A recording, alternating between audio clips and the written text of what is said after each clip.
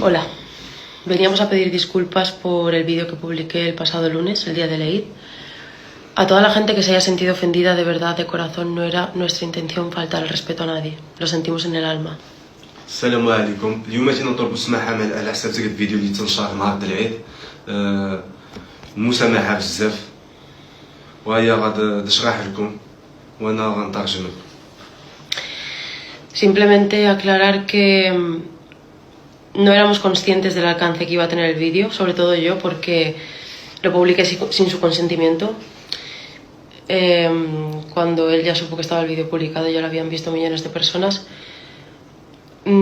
No era consciente de que el vídeo se iba a hacer viral en dos países musulmanes como Marruecos y Argelia. Pensaba que se iba a hacer viral entre mis seguidores habituales, la gente que me sigue, que me ve habitualmente.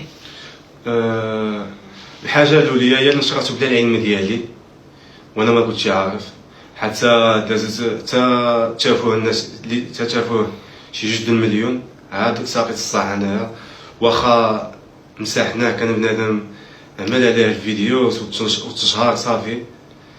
والثانيه الحاجه الثانيه النيه ديالها ما كانتش فهمتي باغي تشهر في المغرب وبين المغرب والجزائر كما كنعمل الفيديوز ديالها نشراتو على حساب المتتابعين اللي عندها في التيك توك وما كانتش عارفه بني غايتشهر في المغرب. ماشي ما كانتش عارفه وانما ما كانتش مركزه. Simplemente deciros que entendemos perfectamente que el vídeo está fuera de lugar, que yo tengo una cultura completamente diferente a la suya y publico unos vídeos que entiendo que aquí están mal. O sea, no tendría por qué haber publicado eso, pero no era consciente de que se iba a viralizar según la localización. هي عارفه كنت عرفت ثقافه د المغرب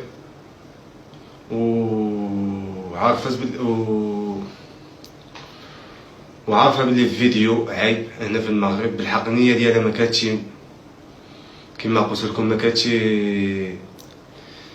النيه ديالها باغي تشهر في المغرب. تلقاتو كما كتلاقى الفيديو ساعات دائما من المتتابعين ديالها. Nada, simplemente que la próxima vez a la hora de publicar un vídeo tendré más cuidado y seré más consciente de la repercusión que puede tener. Y otra vez pedir disculpas de corazón. Nada, que lo siento mucho. المره اللي ما تجا ما غتزيدش تنشر الفيديوز بحال هدايا وكنطلب منكم السماحه بزاف. وتا انا كنطلب منكم السماحه على حساب انايا اللي تما عملت في واحد الحركه في الفيديو الثاني اللي تما حتى شفت الكومنتاريوس بزاف د بنادم كيشتمني وبزاف د بنادم كيزبال وبزاف هادشي اللي كيقول ديوتي هادشي اللي كيقول هو حال شنو كيقول. في الفيديو الثاني عملت واحد الحركه اللي تما ما عندها حتى معنى ساعات فيه الله تعصبت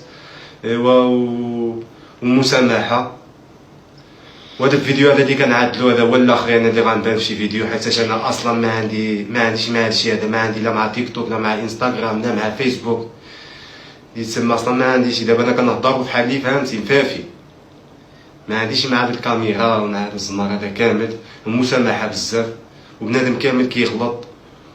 ودابا انا اصلا اللي تسمى ما كنتش عارف. الفيديو الثاني خرجت في الاخير كنعمل ديك الحركه ماشي زعما باش زعما نزيد المتابعين ولا زيد التشهير. هادشي هذا كامل ما عنديش معاه.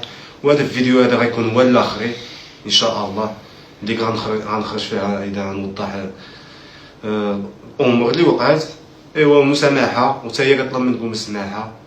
وكما قلنا لكم هي النيه ديالها ما كانتش باغيه تشهر في المغرب ولا كانت زعما مركزه بلي انه غيتشهر في المغرب. لا النيه ديالها كانت كما كتنشر عندها بزاف د الفيديوز عندها المتتابعين ديالها في التيك توك كيتبعوها كتنشر الفيديوز ديالها وفيديو طلعاتو هنا في المغرب وتشهر. وبنادم بصراحه عيب فيديو جا باسل.